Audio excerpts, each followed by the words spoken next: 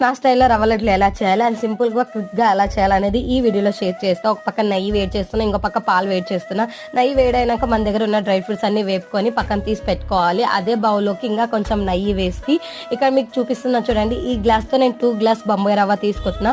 Colour change అయ్యేంత వరకు medium ఫ్లేమ్లో మనం నీట్గా బొంబాయి రవ్వని కలుపుతూ ఉండాలన్నమాట. అండ్ కలర్ కొంచెం చేంజ్ అయినాక మన దగ్గర ఎండు కొబ్బరి ఉన్న తురిమి వేసుకోవచ్చు, లేదు అంటే పచ్చి కొబ్బరి అయినా వేసుకోవచ్చు. క్లిప్ అనేది ఇక్కడ మిస్ అయిపోయింది అనమాట. తురిమి కొంచెం వేపనియాలి కొబ్బరిని, తర్వాత తీసి పక్కన పెట్టుకోవాలి. నేను 2 గ్లాస్ రవ్వ తీసుకున్నాను కాబట్టి 1.5 షుగర్ తీసుకుంటున్నా. ఇక్కడ దాన్ని పౌడర్ చేసి ఇక్కడ 2 కలుపుతున్నా.